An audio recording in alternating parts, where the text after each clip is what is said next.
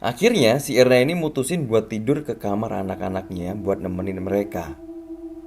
Tapi ketika pintu kamar anaknya dibuka, aduh, sumpah, ini ada cerita serem banget. Jadi cerita ini terjadi di tahun 1994 di daerah Jawa Tengah, tepatnya di desa Danumulyo. Ada satu tragedi yang benar-benar bikin semua warga itu ketakutan. Karena ada satu keluarga yang diteror sama pocong, sampai satu keluarga itu meninggal semua dan menyisakan satu orang aja. So, gak usah lama-lama, kita langsung masuk aja ke ceritanya.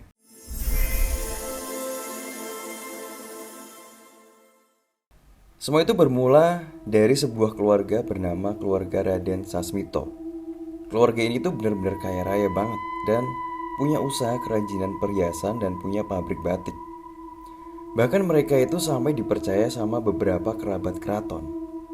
Keluarga Sasmito ini punya 10 anak, tapi dari 10 anak itu ada satu anak yang hidupnya itu kekurangan. Namanya Lek Samin. Dia itu tinggal di rumah gubuk milik istrinya, yang rumahnya itu suara kucing. Yang rumahnya itu sudah reot banget dan itu juga rumah dari mertuanya. Nah, waktu itu istrinya Lek Samin ini lagi sakit stroke. Jadi Lek Samin ini butuh biaya buat pengobatan istrinya. Akhirnya Lek Samin ini datang ke rumah saudara-saudaranya buat minta rumah warisan dari orang tuanya itu dijual aja. Biar Lek Samin ini bisa dapat uang dan uangnya ini bisa buat ngobatin istrinya. Tapi si saudara-saudaranya ini yang kaya raya itu malah nolak sambil marah-marahin Lek Samin. Kamu itu gak mikir ya? Ini rumah tinggal warisan satu-satunya. Kalau mau dijual, terus nanti kita gimana? Dan mereka itu juga gak mikirin Lek Samin ya, yang pada waktu itu bener-bener gak punya uang. Ya paling gak, kalau gak mau dijual, minimal Lek Samin ini dipinjemin dulu lah. Nah udah tuh, setelah itu Lek Samin pulang.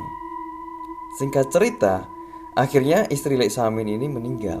Dan ketika prosesi pemakaman, saudara-saudaranya itu gak ada yang datang. Anjir lah, saudara macam apa itu?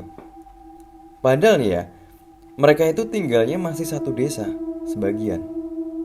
Dan peninggalan istrinya, Lek Samin ini jadi kelihatan banget kayak orang linglung. Dan dia tuh sering ngelamun. Dan beberapa waktu kemudian, teror mulai terjadi. Dan teror ini terjadi kepada saudara-saudaranya Lek Samin, di mana saudara-saudaranya ini tuh sering ngeliat Lek Samin berdiri di depan rumah mereka. Yang anehnya, teror itu terjadi secara bersamaan. Nah, karena saudara-saudara ini kesel diteror kayak gitu, mereka ini ngajak kepala desa buat grebek rumahnya Lek Samin. Intinya, mau ngasih tahu kalau jangan suka neror-neror gitulah. Pas mereka masuk ke rumahnya Lek Samin nih, mereka itu langsung mendapati bau dan ngelihat sesuatu yang benar-benar ngerikan. Sumpah, ini serem banget. Begitu mereka masuk, mereka ini langsung nyium bau busuk yang bener-bener busuk.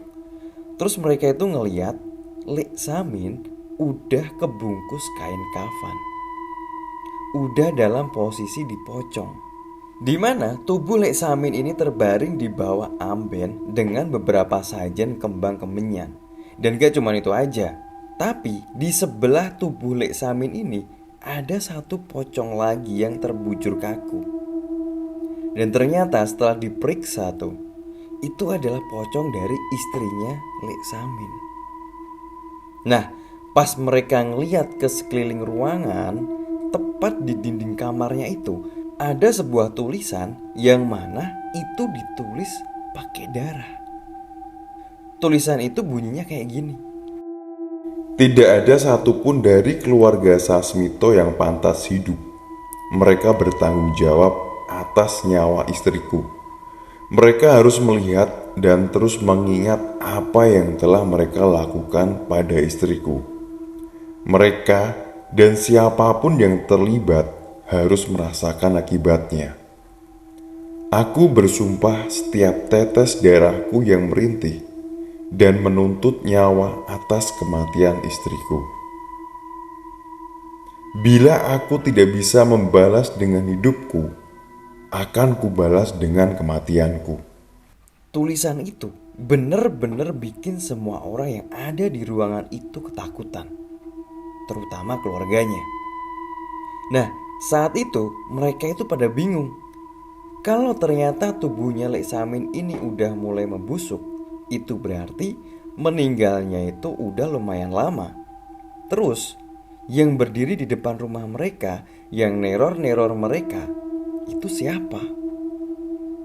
Dan beberapa jam kemudian, Bu Siti, kakaknya Lek Samin yang juga ngelihat kejadian itu, tiba-tiba nerima telepon dari adiknya yang namanya Erna. Erna ini tinggalnya di Surabaya, dan dia kebetulan belum dikabarin kalau Lek Samin itu udah meninggal. Tapi yang jadi masalah, di sambungan telepon itu, di pembicaraan itu, si Erna ini bilang kalau Lek Samin datang ke rumahnya. Mendengar itu Bu Siti takut dong, dan di situ dia bilang ke Erna, "Nah, Samin udah meninggal tadi." Nah, apalagi ini, Erna juga ikut bingung. Masalahnya, sekarang pas lagi teleponan itu, si Erna ini lagi tatap-tatapan sama Lek Samin.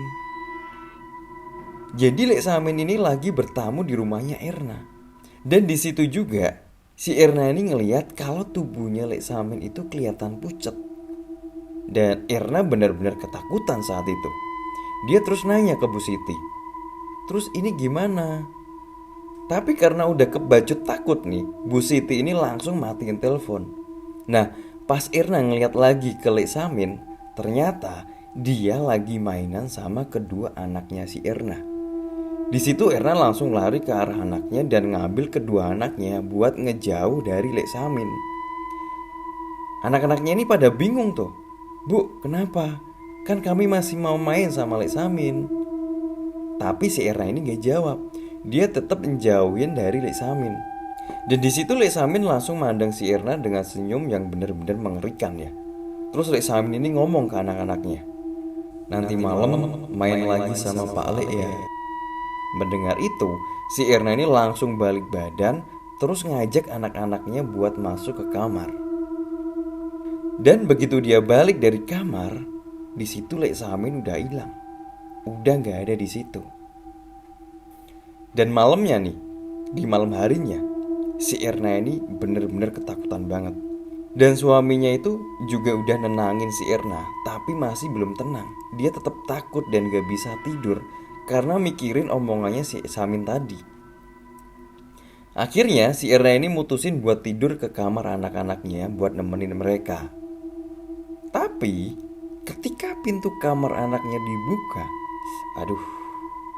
itu si Erna ngeliat ada sosok pocong di langit-langit kamar. Dan pocong itu netesin cairan yang langsung ngenai anak-anaknya. Cairan itu yang bikin si anak-anaknya itu kayak pada ngigo ketakutan gitulah. Dan di situ naluri seorang ibunya keluar. Erna langsung teriak, "Jangan, jangan!" Terus pocong itu langsung nengok ke arah si Erna. Dan di situ Erna bisa langsung tahu kalau itu adalah sosok pocong Lek Samin, adiknya. Dan bersamaan dengan itu, si Erna ini langsung jatuh terduduk di lantai. Dia gak bisa ngapa-ngapain ketika sosok pocong itu melayang di atas tubuh kedua anaknya yang masih tertidur. Berkali-kali ini si Erna teriak, meminta tolong biar pocong itu pergi. Tapi bukannya pergi, malah pocong Samin itu makin marah. Nah, pas si Erna ini nyoba buat berdiri, buat jemput anak-anaknya, tiba-tiba ada suara benda jatuh. Buk.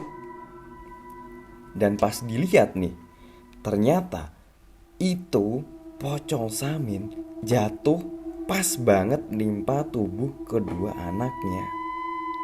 Dan gak lama langsung hilang. Si Erna ini langsung buru-buru bangkit dan langsung meluk anak-anaknya buat mastiin kalau mereka itu gak apa-apa. Tapi setelah itu, tubuh anak-anak Irna ini ngalamin penyakit aneh. Tiba-tiba aja warna kulitnya itu berubah jadi kuning dan muncul bintik-bintik. Jadi mereka berdua itu sampai gelisah kesakitan, dan anehnya lagi, mata mereka itu gak bisa ngebuka. Jadi merem terus sambil mengerang kesakitan gitulah. Karena bingung nih, si Erna minta tolong dong sama suaminya. Tapi pas dia masuk ke kamar, ternyata suaminya itu juga ngalamin hal yang sama. Dan si Erna ini pas masuk itu juga ngelihat sosok Pocong Samin itu lagi berdiri di salah satu sudut kamarnya. Di situ si Erna udah pasrah. Sampai-sampai si Erna ini udah kayak orang yang udah siap buat mati malam itu. Terus dia jalan ngambil kertas terus nulis sesuatu. Dan seremnya nih, setelah nulis itu, si Erna ini noleh ke arah Pocong Samin sambil berjalan ke kasur. Dia itu langsung tidur sambil meluk suaminya. Bersamaan dengan itu, si Pocong Samin ini melayang mendekat ke arah mereka berdua buat nuntasin dendamnya. Gak tahu apa yang dilakukan oleh Pocong Samin. Cuman gak lama setelah itu, Bu Siti dapat kabar dari Pak Sunar kalau si Erna ini meninggal. Sontak aja dia langsung pucet dan sempet gak percaya. Masalahnya di malam sebelumnya Bu Siti ini sempet ngeliat sosok Erna sama anak-anaknya lagi berdiri di depan rumahnya. Tapi pas mau disamperin, itu tiba-tiba aja hilang. Dari situ Bu Siti sadar kalau itu adalah sebuah pertanda. Dan besoknya nih, setelah dari pemakaman keluarganya si Erna ya, Bu Siti, Pak Sunar, dan saudara-saudara yang lain ini mutusin buat bicara sebentar sebelum mereka pulang. Dan di situ Pak Sunar nunjukin sebuah coretan di sobekan kertas yang dia temuin di rumahnya si Erna. Tulisannya berbunyi seperti ini: "Kita sudah melakukan hal yang mengerikan. Dia kembali, Samin. Dia kembali untuk membalas dendam atas apa yang telah kita lakukan. Kematian tanpa siksaan adalah hukuman teringan untuk kami." Akhirnya, setelah membaca coretan dari rumahnya si Erna itu, akhirnya semua keluarga Sasmito itu dikumpulkan di rumahnya Bu Siti di desa Danumulyo. Dan di sana ada Pak Rusdi, Bu Siti, Bu Enggar, Bu Kusuma, dan Pak Sarjo. Tapi yang bikin warga Danumulyo ini pada heran, itu karena kedatangan seorang dukun yang dipanggil oleh Pak Rusdi. Ternyata usut punya usut. Dulu orang tua mereka itu melakukan sebuah ritual pesugihan, dan tempat ritual itu berada di ruangan rahasia yang berada di rumahnya Bu Siti. Setelah lama berbincang dengan si dukun nih, akhirnya diputuskan buat melakukan ritual untuk memangkal semua teror pocong Lek Samin. Si dukun itu minta ke semua keluarga Sasmito buat naruh sesajen di bawah kasur. Katanya buat menjaga biar rumah mereka itu aman dari terornya Pocong Samin. Tapi ternyata gak sesuai dengan prediksi nih. Malam itu tiba-tiba pintu rumah mereka itu diketuk berkali-kali dengan gak wajar. Awalnya Bu Kusuma ini sabar, tapi lama-kelamaan dia gak tahan sama gangguan itu dan nyoba buat ngelawan rasa takutnya. Dia keluar kamar buat mastiin siapa yang ngetuk pintu rumahnya. Tapi baru aja sampai depan pintu nih, tiba-tiba ada bayangan yang muncul yang nyuruh Bu Kusuma ini buat jangan keluar. Nah, setelah itu ketukan itu tiba-tiba aja berhenti. Tapi namanya orang yang udah kebelet penasaran ya, bodo amat lah. Bu Kusuma ini lalu ngintip ke jendela. Di sana dia ngelihat ada sosok Pocong Samin lagi berdiri di depan pintu. Sontak aja nih, Bu Kusuma ini langsung balik badan dan lari masuk kamar. Dan besoknya, kelima anak Raden Sasmito ini langsung saling teleponan ya, karena dulu itu belum ada WhatsApp grup ya. Jadi mereka ini langsung nyeritain semua kejadian masing-masing. Ternyata mereka juga ngalamin kejadian yang sama, kalau ada ketukan pintu dan mereka itu ngelihat ada sosok Pocong Samin di depan rumah. Awalnya Pak Rusdi itu seneng kalau si dukun itu ternyata top chair, berhasil. Dia pun mutusin buat nemuin si dukun, buat nanyain hasil dari ritual semalam. Tapi belum sempet ngumpulin saudara-saudaranya nih, Pak Rusdi sama Pak Sarjo ini nemuin ada rame-rame di jalan desa. Dan pas tahu kalau ada 3 mayat yang meninggal di makam, mereka ini langsung menuju ke pemakaman. Pas sampai di sana nih, ternyata 3 mayat yang dimaksud itu adalah si dukun dan 2 pengawalnya. Mereka meninggal dengan mengerikan. Seluruh kulitnya itu menghitam dan darah keluar dari setiap lubang di wajahnya. Sampai-sampai warga yang ada di situ gak ada yang berani nyentuh jasad mereka. Melihat hal itu, Pak Rusdi ini langsung pucat. Ternyata si dukun itu gak bisa ngelindungin keluarganya Sasmito. Dan pagi itu, desa Danumulyo digegerkan sama penemuan jasad si dukun dan 2 anak buahnya. Semua keluarga Sasmito itu pada panik tuh. Sampai-sampai semua warga desa tahu kalau keluarga Sasmito diteror sama pocong Samin. Yang jelas-jelas itu adalah keluarganya sendiri.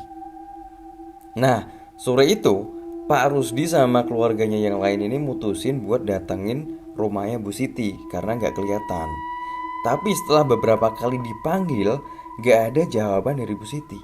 Awalnya mereka itu ngira kalau Bu Siti ini lagi pergi ya.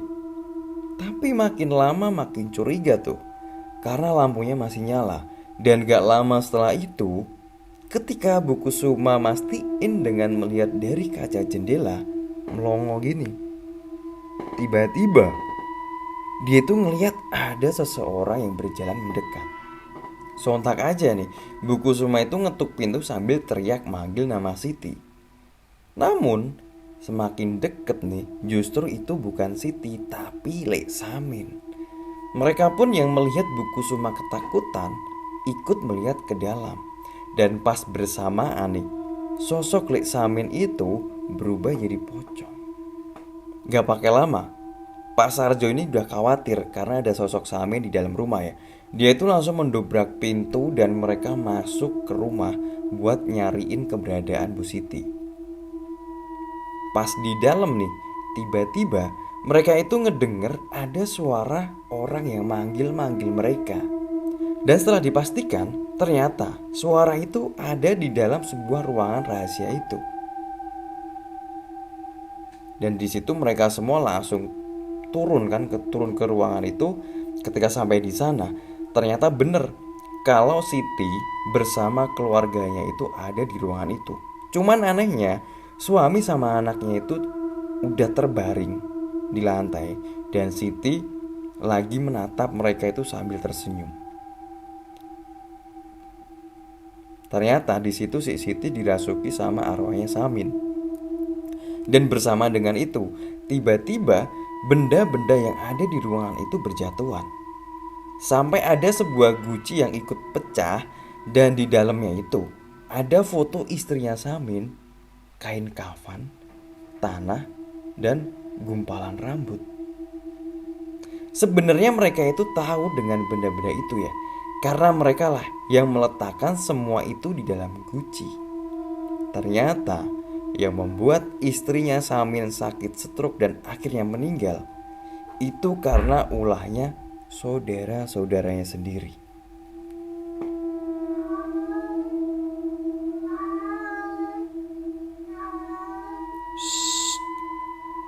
Dan gak lama setelah itu, tiba-tiba aja nih, Siti muter kepalanya sendiri. Dan seketika, singkat cerita, pas mereka ini udah pulang nih, lebih tepatnya pada Pak Sarjo ya. Pas Pak Sarjo sampai rumah, dia itu ngelihat kalau anak sama istrinya lagi nonton TV. Tapi sebelum masuk, tiba-tiba Pak Sarjo ini ngerasa ada sosok yang lagi merhatiin dari belakang. Di situ Pak Sarjo udah tahu kalau ternyata sosok itu adalah si Samin. Dan terjadi percakapan seperti ini. Kamu di situ kan, Min? Sekarang Mas ngerti seberapa besar dendamu. Mas benar-benar menyesal dan minta maaf. Jika kamu mau bermurah hati, balaskan saja dendamu pada emas. Tapi tolong lepaskan anak-anak dan kakak iparmu. Nah, mendengar ucapan itu, si sosok pocong Samin itu langsung melotot kesel ke arah kakaknya. Masalahnya nih, ucapan itu berbanding terbalik dengan semua perlakuan terhadap istri Samin atau Mbak Indri yang membuatnya sampai meninggoy. Singkat cerita, pagi harinya sekali lagi nih Desa Danumulyo diramaikan sama kematian warganya sendiri, yaitu Bu Siti, suami dan anaknya. Dan di situ pas lagi di lokasi kejadian, kebetulan ada Pak Kepala Desa. Pak Sarjo pun menceritakan semuanya apa yang sedang terjadi sebenarnya.